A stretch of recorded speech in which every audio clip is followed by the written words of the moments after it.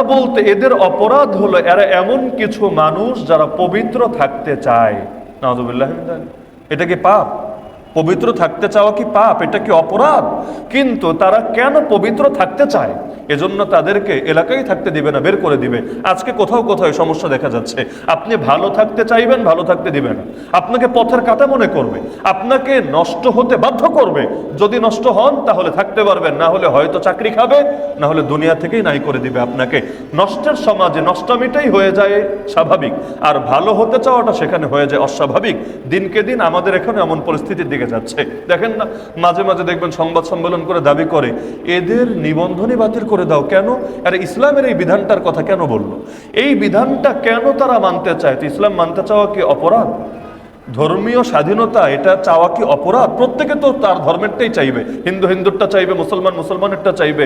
কেউ যদি তারটা না চায় সে অপরাধী বটে। অনেকে মাঝে মাঝে বলে, হুজুর অমুক ধর্মের লোকেরা তারা তো তাদের ধর্মরাষ্ট্র বানাতে চায়। যেমন ইসরায়েলের ইহুদিরা, ওরা বলে না নাস্তিক্যবাদী রাষ্ট্র বানাবো, ওরা বলে আমরা জায়নিস্ট রাষ্ট্র বানাবো, ওদের ধর্মের ভিত্তিতে চলা রাষ্ট্র বানাবো। আমাকে বলে এগুলো কি ঠিক? এগুলো তো উগ্রতা, এগুলো তো চরমপন্থা। আমি বলি ভাই, ওরা যেটাকে সঠিক মনে করছে এবং যেই ধর্মবিশ্বাস ভেতরে লালন করছে, সে যে সেটা প্রতিষ্ঠা করার কথা বলছে, তার দৃষ্টিকোণ থেকে, তার দিক থেকে এটাই তো সততা। তুমি যে নিজেকে মুসলমান পরিচয় দিয়ে আল্লাহর জমিন, আল্লাহর দিনকে বিজয়ী করার কথা বলতে পারছো না এবং দিলের মধ্যে এই বিশ্বাস পোষণ করতে পারছো না, তোমার দিক থেকে এটা হলো চরম ব্যর্থতা এবং চরম, এটা তোমার জন্য লাঞ্ছনা। কারণ আমি যেটা কল্যাণকর মনে করি সেটা অন্যের জন্য কেন চাইবো না? নবীজি বলেছেন, তোমাদের কেউ ততদিন ইমানদারি হতে পারবে না যতদিন না তার আরেক ভাইয়ের জন্য তা পছন্দ করে যা নিজের জন্য পছন্দ করে। আমি আমার জন্য জান্নাত পছন্দ করি, আপনাদের জন্য জান্নাত পছন্দ করতে হবে। আমি আমার জন্য দুনিয়াতে নিরাপত্তা পছন্দ করি, আপনাদের জন্য নিরাপত্তা পছন্দ করতে হবে। আমি আমার জন্য শান্তি পছন্দ করি, আপনাদের জন্য শান্তি পছন্দ করতে হবে। আর শান্তি আসবে রবের বিধান মানলে, নবীর আদর্শ বাস্তবায়ন করলে। রবের বিধান বাদ দিলে আর নবীর আদর্শ বাদ দিলে শান্তি এনে দিবেটাকে? আল্লাহ ছাড়া আর কারো হাতে শান্তি আছে? ইবলিসের হাতে শান্তি আছে? কাফের মুশরিকদের হাতে শান্তি আছে? শান্তি তো শান্তির মালিকের কাছে। এজন্য শান্তির মালিকের আদর্শ যদি পৃথিবীর বুকে বাস্তবায়ন হয়, তবেই না জমিনের বুকে শান্তি নেমে আসবে। এমনকি মানুষ না, খালি বনের যত জন্তু আছে ওরাও শান্তি পাবে পৃথিবীর বুকে যদি ইনসাফ প্রতিষ্ঠিত হয়, আল্লাহর আদর্শ এবং নবীর আদর্শ প্রতিষ্ঠিত হয়। এরপর আল্লাহ তাআলা মুসা আলাইহিস সালামের কথা জানালেন। এই যে যেই কয়জন নবীর নাম আমরা পরাপর পেলাম, নূহ আলাইহিস সালাম, হুদ আলাইহিস সালাম, শুআয়ব আলাইহিস সালাম, সালেহ আলাইহিস সালাম, মুসা আলাইহিস সালাম, সমস্ত জাতির ভেতরে একটা কমন চিত্র আছে। আল্লাহ একটা শব্দ বারবার বলেছেন, আল মালা, আল মালা। এই মিম লাম হামজা মালা, এই শব্দের অর্থ কি? আরবি শব্দ। এর অর্থ হলো সমাজের এলিট শ্রেণী, ক্ষমতাধর শ্রেণী, উচ্চস্থানীয় শ্রেণী। প্রত্যেক নবীর দাওয়াতি কার্যক্রমে বাধা সৃষ্টি করেছে মালা গোষ্ঠী। মালা গোষ্ঠী কারা? কৃষকরা না, শ্রমিকরা না, দিনমজুররা না, খেটে খাওয়া লোকেরা না, গরিবরা না, মিসকিনরা না, অসহায় না, বরং নিজ নিজ সময়ের ক্ষমতাধররা, ক্ষমতাসীনরা, এলিট পার্সনরা, তারাই বাধা সৃষ্টি করেছে। যেমন আপনি ইতিহাস যদি পড়েন দেখবেন, নবী মুসা আলাইহিস সালামের জামানায় প্রধান বাধা সৃষ্টি করেছে ফেরাউন হামান। ফেরাউন হামানকে তার সময়ের নেতা। আল্লাহ রাসূল সাল্লাল্লাহু আলাইহি ওয়াসাল্লামের জামানায় বাধা সৃষ্টি করেছে আবু জাহাল, আবু লাহাব, উতবা, শাইবা। তারা কে? তাদের সময়ের নেতা। নবী ইব্রাহিম আলাইহিস সালামের সময় বাধা সৃষ্টি করেছে কে? নমরুদ। নমরুদকে তার সময়ের নেতা। হার জামানায় নেতারাই কেন বাধা সৃষ্টি করে? আজকের বাংলাদেশেও দেখেন, আমাদের হাতে কোন গরিব মানুষটা এসে রশি বাঁধতে পারবে? কিন্তু নেতারা আমাদের হাতে খালি রশি না, হাত করা বেঁধে, কোমরে গরুর রশি লাগিয়ে, পায়ে ডান্ডা বেরি পরিয়ে। আমার নিজেরও আলহামদুলিল্লাহ ঈদের দিনও রিমান্ডে থাকার অভিজ্ঞতা হয়েছে, একটা বছর জেলে কাটানোর তৌফিক হয়েছে। তাহলে এই যে কাজগুলো করে, এমনকি এটাকে কেন্দ্র করে সরিও বলবে না, এটাকে কেন্দ্র করে কখনো নতিও স্বীকার করবে না, মাফও চাইবে না। অথচ এই দেশের গরিব মানুষরা আর যাই করুক, অন্তত আলেমদের শানে এই বেয়াদবি কোশ্চিন কালেও করতে পারবে না। বিগত সময়ে যে আলেমরা ভালো অবস্থান রাখে নাই, অপরাধীদের সহযোগিতা করেছে, খেয়াল করলে দেখবেন বহুত বড় বড় নেতাদের উপরও পাবলিক রাগে গিয়ে নিজেরা হাত তুলে ফেলেছে, কিন্তু ওই রকম লেবাসদারি হুজুরদের গায়ে অন্তত লেবাসের ইজ্জত দিতে গিয়ে তারা কিন্তু হাত তোলে নাই। জাতির ভেতরে এতটুকু মানবিকতা, এতটুকু নীতি নৈতিকতা কিন্তু আছে। তাহলে হার জামানায় নেতারা নবীদের পেছনে কেন লাগে, আর নবী যখন থাকে না নবীর ওয়ারিসদের পেছনে কেন লাগে?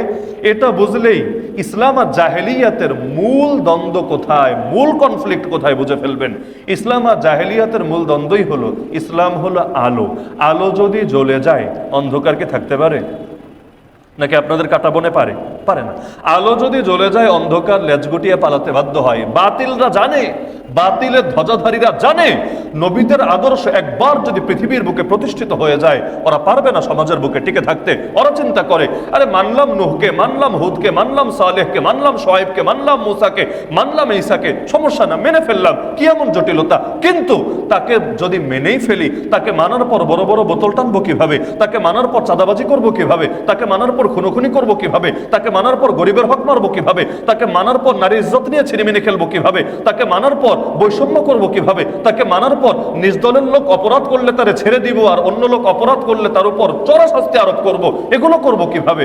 তখন তো নেতৃত্ব চলে যাবে নবীর হাতে। কারণ নবী থাকাকালীন নবীর উপর মাস্তানি করার অধিকার কার আছে? আর নবী যা বলবেন, বলবেন আল্লাহর থেকে। আল্লাহ যা বলবেন, নবী যা পৌঁছাবেন, বা সেটাই চূড়ান্ত।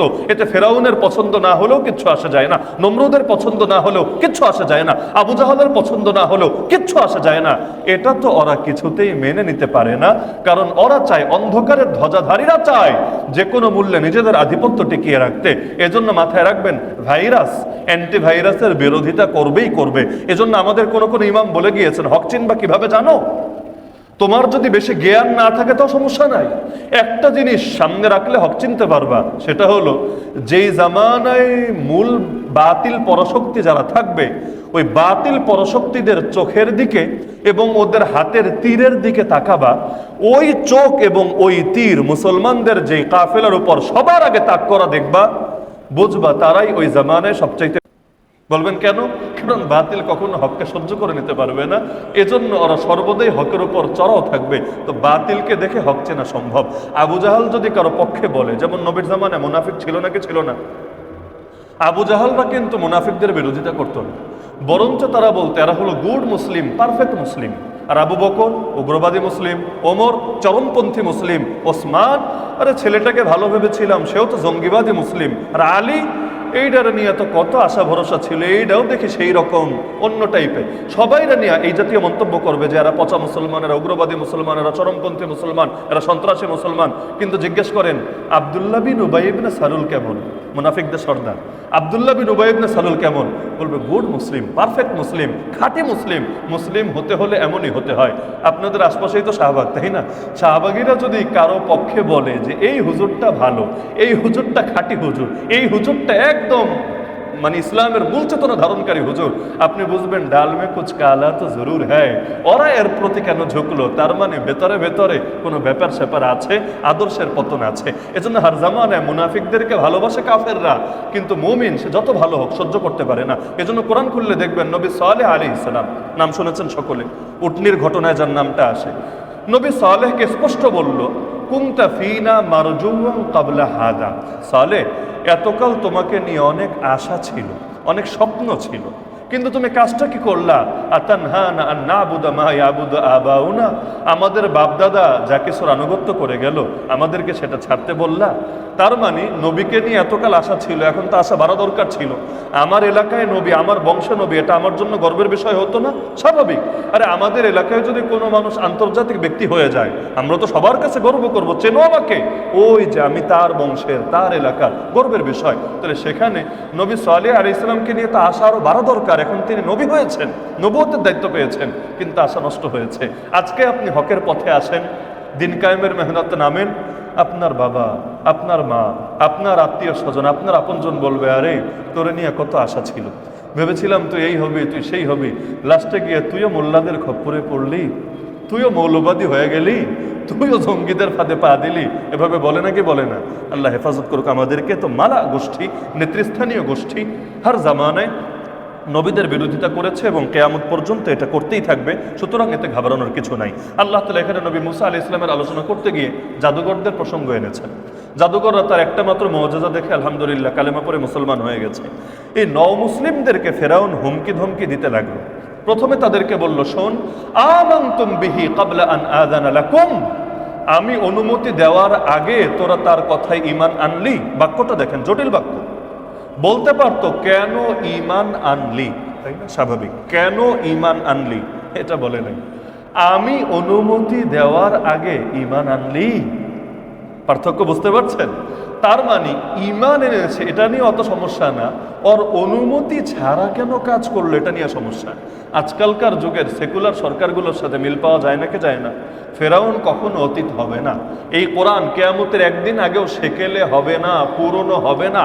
আল্লাহর জাতে পাকের কসম খেয়ে বলছে, কসম খেয়ে, কোরআনের প্রতিটা শব্দ বাক্য ১৫০০ বছর আগে যতটা আবেদন রেখেছিল, আজ কেন কিয়ামতের 1 সেকেন্ড আগ পর্যন্ত এর আবেদন একটুও কমবে না, বরং যত যুগ সামনে যাবে, ফিতনা যত বাড়বে, এই কোরআনের গুরুত্ব তত বেশি মানুষের সামনে আসতে থাকবে। ফেরাউনকে অতীত ভাববেন না। আল্লাহ ফেরাউন নিয়ে এত আলোচনা কেন করেছেন? ৭৫ জায়গায় নাম এনেছেন। একবার নাম পড়লো 50টা নেকি। রমজান মাসে তো নেকি আরো বেশি। ফেরাউন পড়লে 5টা অক্ষর পড়া হয়, 5টা অক্ষর। আর কোরআনে 1 অক্ষর পড়লে নেকি কয়টা? 10টা। তাহলে 5টা অক্ষর পড়লে নেকি কয়টা? 50টা। তো ওর নাম পড়ে এত নেকি কেন কামাতে হবে? ও কোন দেশের পীর সাহেব, আর কোন দেশের বুজুর্গ আর ওলি গাউস কুতুব সাহেব না, এগুলো কিছু না। বরঞ্চ আল্লাহ এই কোরআনে ভালো চিনিয়েছেন, মন্দও চিনিয়েছেন। ভালো চিনিয়েছেন ধরার জন্য, মন্দ চিনিয়েছেন ছাড়ার জন্য। ফেরাউন নিয়ে এত আলোচনা করেছেন কেন? কারণ আল্লাহ আমাদেরকে বুঝিয়েছেন, আরে শোন বান্দা, এক ফেরাউন লোকান্তরে, লক্ষ ফেরাউন ঘরে ঘরে, কিয়ামত পর্যন্ত এরকম যত ফেরাউন আসবে, তোদেরকেও জামানার মুসা হয়ে লাঠি হাতে এদের মোকাবেলা কিভাবে করতে হবে সেই সবক তোকে শেখাবো কোরআনের পাতা থেকে। তো ফেরাউনের রোগ কি? ফেরাউন বলল, আমি অনুমতি দেওয়ার আগে ঈমান আনলি, তার মানে ওদের অনুমতি নিয়ে নিয়ে ধর্ম পালন করতে হবে। আজকাল আলেমদেরকে তো বোঝাতে চায়, হুজুর কোরআনের তাফসীর করেন, সমস্যা নাই, কিন্তু আমাদের অনুমতি নিয়ে আমরা যতটুকু বলবো ব্যাস এতটুকু, এর বাইরে যাবেন না। আমরা নামাজের অনুমতি দিলাম, নামাজ নিয়ে বলেন। জিহাদের অনুমতি দিলাম না, জিহাদ নাম মুখে উচ্চারণ করতে পারবেন না। নিঃসন্দেহে এটা ফেরাউনি ভাইরাস, এই ভাইরাসকে কিছুতেই গ্রহণ করা যাবে না। তো এরপর সে হুমকি দিলাম, উল্টো দিক থেকে তোমাদের হাত পা কেটে দিব, তোমাদেরকে শুলিতে চড়িয়ে হত্যা করব। জাদুঘররা কি বললো? সুবহানাল্লাহ। আমার ইমানও মনে হয় এখন ওই পর্যায়ে যায় নাই। জাদুঘররা নতুন মুসলমান, মাত্র কালেমা পড়েছে, এখনো নামাজ রোজা হজ যাকাত কিছু করতে পারে নাই, না তাবলিগে চিল্লে দিতে পেরেছে, না পীরের খানকায় চিল্লে লাগাতে পেরেছে, কিচ্ছু করার টাইম পায় নাই, না হজ না ওমরা, কিছু না। আলেমদের সোহবতে গিয়া ঘন্টার পর ঘন্টা বসে থাকা না, তাও না। খালি নতুন কালেমা পড়েছে, এক মুহূর্তের জন্য নবীর সোহবত পেয়েছে, ব্যাস ডাইরেক্ট বলল, আরে ফেরাউন, তোর যা করতে মনে চায় কর, ফাকদি মা আনতা কাদ, আরে যে বিচার করতে ইচ্ছা হয় বিচার কর। ইন্নামা তাকদি হাদিহিল হায়াতাদ দুনিয়া, তুই তো শুধু দুনিয়ার বিচার করতে পারবি, আখিরাতে তো আর কোনো মাস্তানি করতে পারবি না। ইন্না ইলা রাব্বিনা লামুনকালিবুন, আমাদেরকে মেরে ফেললে আমরা রবের কাছে ফিরে যাব। আর এই যে ঈমানের জন্য তুই মারলি আমাদেরকে, আশা করি এর বিনিময়ে আল্লাহ আমাদের সমস্ত পাপ মাফ করে দিবেন ইনশাআল্লাহ। তার মানে শাহাদাতকে ভালোবেসে ফেলেছে। ঈমান আনতে দেরি, শাহাদাতের প্রেমে পড়তে দেরি না। এই মুসলিমদের জীবনী থেকে এই শিক্ষাটা অন্তত নেন, আমাদেরকেও শাহাদাতের প্রেমে পড়তে হবে। যেই জাতি মৃত্যুকে জীবনের চাইতে বেশি ভালোবাসতে শেখে, পৃথিবীর কোনো বাতিল অপশক্তি তাদেরকে দমিয়ে রাখতে পারে না। নবী সাহাবীরা এই কারণেই গুটি কয়েক হয়েও সারা দুনিয়ায় আলহামদুলিল্লাহ বিজয় যাত্রা নিয়ে যেতে পেরেছেন। কেন? কারণ তারা মৃত্যুকে জীবনের চাইতেও বেশি ভালোবাসতেন। আল্লাহ নবী আল্লাহর কাছে একটা মৃত্যুই চেয়েছেন, দ্বিতীয় কিছু না। বলেছেন, আল্লাহ আমার ইচ্ছা হয় বারবার শহীদ হব তোমার রাস্তায়, একবারও না, বারবার শহীদ হব, বারবার। এমনকি ওমর রাদিয়াল্লাহু আনহু দোয়া করতেন, হে আল্লাহ আমাকে আপনার রাস্তায় শাহাদাতের মৃত্যু দেন। বুখারীতে আছে, আল্লাহুম্মা রযুকনি শাহাদাতান ফি সাবিলিক। আপনি কবে দোয়া করেছেন, আল্লাহ আমাকে শহীদি মরণ দেন? দোয়া করতেও ভয় পায়, চিন্তা করে, হুজুর দোয়া করতে তো পয়সা লাগে না, করলাম, কবুল হয়ে গেলে কি হবে? অনেকেই ভয়টা পায়, কবুল হয়ে গেলে কি হবে, কষ্ট তো আমারই হবে। তা আল্লাহ তাআলা সূরা আরাফে এই শিক্ষাগুলো দেওয়ার পরে সূরা আনফাল, অত্যন্ত গুরুত্বপূর্ণ সূরা আনফাল এবং সূরা তাওবা, আমার অনুরোধ থাকবে এখানে যারা আছেন, রমজান মাস খালি সিয়াম কিয়াম ইতিকাফ আর লাইলাতুল কদরের মাসই না, রমজান কিন্তু বদরেরও মাস। রমাদান থেকে বদরের চেতনাও লাগবে, খালি ওই সিয়াম কিয়ামের চেতনা দিলেই হবে না, সবগুলোই লাগবে, ফুল প্যাকেজ লাগবে। সূরা আনফাল এবং সূরা তাওবা তাফসীর সহ একদম ভালোভাবে জীবনে একবার হলেও পড়বেন, ইনশাআল্লাহ বদরের চেতনা দিলে ধারণ করতে কিছুটা হলেও সহায়ক হবে ইনশাআল্লাহ। আল্লাহ তাআলা এই সূরার মধ্যে প্রথমেই মুমিনের কিছু পরিচয় তুলে ধরেছেন। আল্লাহ বলেন, আরে মুমিন তো সে, আল্লাযীনা ইযা যুকিরাল্লাহু ওয়াজিলাত কুলুবুহুম, যার সামনে আল্লাহর আলোচনা হলে তার দিলে আল্লাহর ভয় জাগ্রত হয়, দিলের মধ্যে ভয় আসে। তার মানে কথা উল্টান, কারো ভেতরে আল্লাহকে স্মরণ করা হলেও তার ভেতরে আল্লাহর ভয় যদি জাগ্রত না হয়, সে কোনো মুমিনের ক্যাটাগরিতেই পড়ে না। হাদিসে আছে, সবচাইতে নিকৃষ্ট অহংকার হলো কাউকে যখন বলা হয় ইত্তাকিল্লাহ, তুমি আল্লাহকে ভয় করো, আর সে জবাব দেয় আলাইকা বিনাফসিক, আরে তুই বাটা নিজের নিয়ে থাক, আমারে ওয়াজ করতে আসিস না। নবীজি বলেছেন সবচাইতে নিকৃষ্ট অহংকার। আজকাল সমাজে এটাই হয়, গুন্ডামি করে, চাঁদাবাজি করে, সন্ত্রাসী করে, মা বোনের ইজ্জত নিয়ে এফটিজিং করে, বিভিন্নভাবে ছিনিমিনি খেলে। আপনি গিয়ে বলবেন তোর দিলে আল্লাহর ভয় নাই, আল্লাহকে ভয় কর। সে বলবে তুই তোর হুজুরগিরি নিয়ে থাক, তুই তোর পিরালি নিয়ে থাক, তুই তোর ধর্ম নিয়ে থাক, আমারে ওয়াজ করতে আসিস না, ইসলাম আমরা কম বুঝি না, আল্লাহ সব মাফ করবে। এই টাইপের ডায়লগ দেয় নাকি দেয় না? আল্লাহ বলেন যার সামনে আল্লাহর আলোচনা হলে দিলে ভয় জাগ্রত হয়, সেই হলো প্রকৃত মুমিন। শুধু তাই না, যখন কোরআন তেলাওয়াত হয় যাদের ঈমান বেড়ে যায়। আলহামদুলিল্লাহ, আমাদের মধ্যে আল্লাহ এতটুকু অন্তত রেখেছেন, যখন কোরআন পড়া হয়, কোরআন শুধু আরবি শব্দের নাম না, আরবি শব্দ প্লাস লুকায়িত মর্ম, শিক্ষা, উভয়টা সম্মিলিত রূপের নাম কোরআন। কারণ শুধু আরবি পড়লে তো অনেকের ঘাই লাগে না। যেই 30 পারা তারাবিতে পড়লে আপনারা হাদিয়া দেন, একই 30 পারার তাফসীর এই মিম্বারে বসে, মাহফিলের মঞ্চে বসে উপস্থাপনের কারণে আমাদের হাতে হাত করার পরানো হয়, আমাদেরকে জেলে ভরা হয়, কাউকে কাউকে কারাগারের ভেতর লাশে পরিণত করা হয়। অন্য কোনো কোরআন নাকি কোরআন? তাহলে মুমিনের বৈশিষ্ট্য হবে যখন কোরআনের আয়াত তেলাওয়াত হবে, নামাজের আয়াতি হোক, জিহাদের আয়াতি হোক, দিন কায়েমের আয়াতি হোক, ব্যবসা বাণিজ্যের আয়াতি হোক, ঈমান বাড়ে, ঈমান কমে না। এমন না যে হুজুর নামাজেরটা তো মেনেছি, জিহাদেরটা মানতে পারবো না, নাউজুবিল্লাহ। এটা মুমিনের বৈশিষ্ট্য হতে পারে না। ওয়া আলা রাব্বিহিম ইয়াতাওয়াক্কালুন। আর মুমিনের ভরসা কার উপর থাকে? দুনিয়ার কোনো পরাশক্তির উপরে না, দল বলের উপরে না, সংখ্যাধিক্যের উপরে না, অস্ত্রশস্ত্রের উপরে না, কিছুর উপরে না। মুমিনের ভরসা একমাত্র আল্লাহর উপরে। আল্লাহ এভাবে মুমিনদের পরিচয় তুলে ধরলেন। এরপর আল্লাহ তাআলা বদরের আলোচনা তুলে ধরেছেন। ঘটনা সবাই জানেন, বদরের ময়দান বড় কঠিন ময়দান ছিল, কিন্তু বান্দার কাজ হলো শুরু করা, সমাপ্ত করেন স্বয়ং আল্লাহ। এজন্য হাদিসে কুদসিতে আছে, বান্দা তুই 1 বিঘত এগিয়ে আয়, আমি 1 হাত এগিয়ে আসবো। তুই 1 হাত এগিয়ে আয়, আমি 2 হাত এগিয়ে যাব। বান্দা তুই হেঁটে হেঁটে আয়, আমি আল্লাহ দৌড়ে দৌড়ে চলে আসবো। বদরের ময়দানে মুসলমান সাধ্যে যা ছিল করেছে, দোয়া তো আগেও করেছে, কিন্তু ময়দানে গিয়ে সেজদায় লুটিয়ে পড়ে কেঁদে কেঁদে নবী যখন বলেছেন, আল্লাহ আজকে যদি মুসলমানদের এই কাফেলা শহীদ হয়, এই পৃথিবীতে আর কোনোদিন তোমার ইবাদত হবে না। আল্লাহুম্মা ইন তাহলিক হাযিহিল ইসাবা মিন আহলিল ইসলাম লাম তুবাদ ফিল আরদ। সুতরাং আল্লাহ আজকে আমাদেরকে বিজয় দাও, আমাদেরকে সাহায্য করো। সঙ্গে সঙ্গে এমন দোয়া করলেন, পেছন থেকে আবু বকর রাদিয়াল্লাহু আনহু এসে পিঠে হাত রেখে বললেন, হাসবুক ইয়া রাসূলুল্লাহ, হে আল্লাহ রাসূল, আর লাগবে না, মাথা উঠান, আল্লাহ আপনার দোয়া কবুল করে ফেলেছেন। আলহামদুলিল্লাহ, এমন কবুল করেছেন, হাজার হাজার ফেরেশতার বাহিনী আল্লাহ পাঠিয়ে দিয়েছেন। এক ফেরেশতা পাঠালেই তো চলতো। এক জিবরিলে আমিনের একারে ডানা আছে 600টা, এক একটা এত বড় খুলে দিলে আসমান জমিনে ফাঁকা জায়গা থাকে না, একা আসলেই তো চলতো। সেখানে হাজার হাজার ফেরেশতা চলে আসলো। তো যেই আল্লাহ বদরে সাহায্য নাজিল করেছেন, সেই আল্লাহ আজকে আছেন নাকি নাই? অবশ্যই আছেন, কিন্তু আমরা শুরু করতে পারছি না। আমাদের কাজ বীজ লাগানো, চারা কিভাবে হবে এটা নিয়ে আমার মাথা ঘামাতে হবে না। আমি বীজ লাগিয়ে যাব, চারা আল্লাহ বের করবেন ইনশাআল্লাহ। আমি বিজয় দেখে যেতে হবে জরুরি না। সুমাইয়া রাদিয়াল্লাহু আনহা বিজয় দেখে যেতে পারেন নাই। কি হয়েছে? শুরু করে দিয়েছেন, সমাপ্ত করেছেন আল্লাহ নিজে। আমরা আর কিছু না পারলেও বেলাল তো হতে পারবো, আর কিছু না পারলেও আম্মার, ইয়াসির, খুবাইব, খাব্বাব, সুমাইয়া তো হতে পারবো, আর কিছু না পারলে হুসাইন তো হতে পারবো। আরে ভাই, সবাই খালিদ বিন ওয়ালিদ হতে চাইলেই হবে না। খালিদ বিন ওয়ালিদ মুসলমান হয়েছে মক্কা বিজয়ের পরে, কিন্তু মক্কা বিজয় পর্যন্ত ইসলাম আগালো কার রক্তের উপর ভর করে? ওই মানুষগুলো হওয়ার ইচ্ছাও তো লাগবে। সুতরাং বেলাল হতেও রেডি থাকতে হবে, খালিদ হতেও রেডি থাকতে হবে। দ্বীনের জন্য তয়েফের মতো মাইর খাওয়া লাগলেও রেডি, দ্বীনের জন্য বদরের মতো কুফরের মেরুদণ্ডে আঘাত করা লাগলেও রেডি। উভয়টার জন্য রেডি থাকতে হবে। তো বদরের ময়দানের কথা উল্লেখ করে আল্লাহ বলেন, তোমরা এই ময়দানে একটা কাফেরকেও মারো নাই, মেরেছেন আল্লাহ নিজে। আল্লাহ জিহাদ নিজের দিকে নিসবত করছেন। আরে বেটা, তোরা মারিস নাই, খালি হাতে মারবে কিভাবে? মেরেছেন আল্লাহ নিজে। হে নবী, আপনি যখন ধুলো ছুঁড়ে মেরেছিলেন, আপনি মারেন নাই, হাত ব্যবহার হয়েছে শুধু আপনার, মেরেছেন আল্লাহ নিজে। ওমা রামাইতা ইয রামাইতা ওয়ালাকিন্নাল্লাহ রামা। তাহলে আজকের দুনিয়ায় আল্লাহর নিজামই এটা। এই পৃথিবীতে ইসলাম দিয়েছেন যিনি, ইসলামকে বিজয়ী করার দায়িত্ব নিয়েছেন তিনি।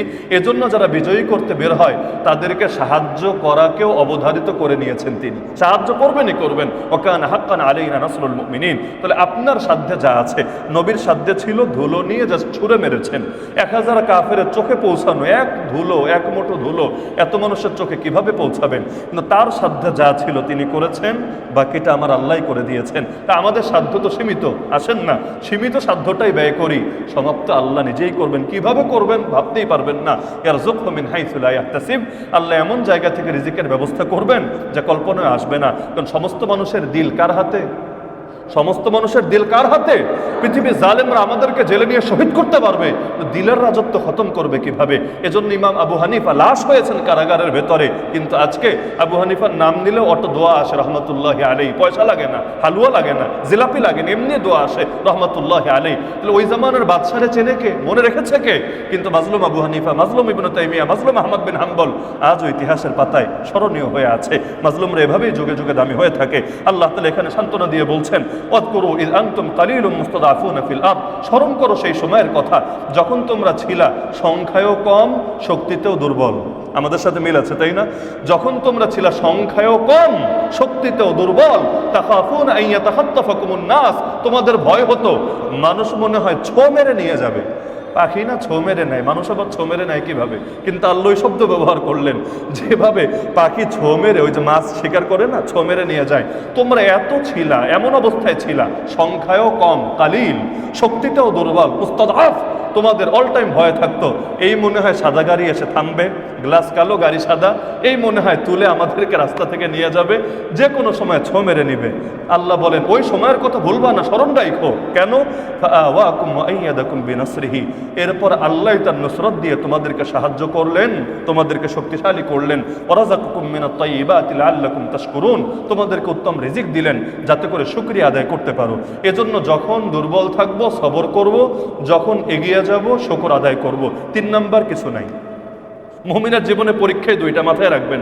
ইমানদারের জীবনে 3 নাম্বার কোনো পরীক্ষাই নাই, পরীক্ষাই দুইটা। ওয়ানাবলুকুম বিশশাররি ওয়াল খাইরি ফিতনা, কখনো আল্লাহ মন্দ দিয়ে পরীক্ষা করবেন, কখনো উত্তম জিনিস দিয়ে পরীক্ষা করবেন। যখন মন্দ সিচুয়েশনে পড়বো সবর করব, যখন উত্তম সিচুয়েশনে যাব শুকর আদায় করব। আলহামদুলিল্লাহ, শুকরের দ্বারাও শান বাড়বে, সবরের দ্বারাও মাকাম বাড়বে।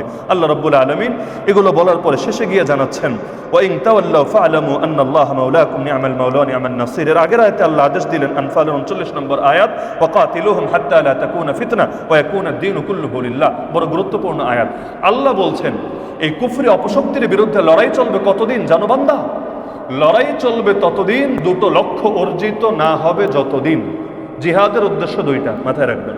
সূরা আনফাল আয়াত নম্বর 39 আল্লাহ ক্লিয়ার করে দিচ্ছেন, লড়াই চলবে ততদিন, দুটো লক্ষ্য অর্জিত না হবে যতদিন। কোন দুটো লক্ষ্য?